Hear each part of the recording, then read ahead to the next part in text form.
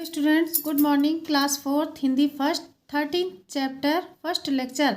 बेटा इसमें आपको पर्यायवाची शब्द आपको पढ़ना है। पर्यायवाची शब्द क्या होते हैं? एक दूसरे के जैसा अर्थ रखने वाले शब्द एक दूसरे के पर्यायवाची कहलाते हैं। जैसे एक जैसे बेटा जो शब्द होते हैं उन्हें हम क्या कहते हैं? पर्यायवाची कहते हैं। जैसे पानी है तो पानी को हम जल भी कहते हैं, वारी कहते हैं। जिसका अर्थ समान होता है उसको बेटा पर्यायवाची शब्द कहते हैं। तो पर्यायवाची शब्द को समानार्थी शब्द भी कहते हैं। अब जैसे फूल है तो फूल का पर्यायवाची पुष्प, सुमन, कुसुम। आपको तीन तीन पर्यायवाची इसमें लिखने हैं। आँख, नयन, लोचन, नेत्र, इसके क्या है? ये पर्यायवाची हैं। वृक्ष, पेड़, तरु, विटप, ये क्या है? ये पेड़ के पर्यायवाची हैं, वृक्ष के। पानी का जल, नीर, वारी, ये क्या है? पर्यायवाची। जैसे भूमि, भूमि को बेटा हम धरती भी कह सकते हैं और धरा, वसुधा, ये भी कह सकते हैं। अब आपने ये फर्स्ट टर्म में ये पढ़ा था, यहाँ तक सरल 15 तक आपने फर्स्ट टर्म में पढ़ा था। अब चलिए यहाँ से 16 से आपका सेकेंड टर्म स्टार्ट होता है। शरीर जिसका पर्यायवाची देह, काया, और इसको हम तन भी कहते हैं। आनंद, आनंद मिस होता है बेटा खुशी, तो इसका पर्यायवाची मिलते जुलते शब्द जो होते हैं, खुशी भी लिख सकते हैं, प्रसन्नता और उल्लास। मित्र का दोस्त, साथी, मीत, ये मिलते जुलते शब्द हैं। समुद्र, सागर, रत्नाकर, और इसको हम बेटा सिंधु भी कह सकते हैं। सोना को, सोना क्या होता है? गोल्ड। सोना को हम कनक भी कह सकते हैं और स्वर्ण। और कंचन, कंचन मीन्स सोना। अब दीपक, दीपक क्या होता है बेटा? जो हमें रोशनी देता है। तो दीपक का दीप, चिराग और दिया भी हम इसको कहते हैं।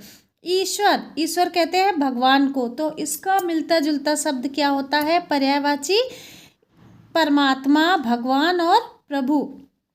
अचल, दृढ़, अचल का पर्यायवाची दृढ़, अडिग और स्थिर।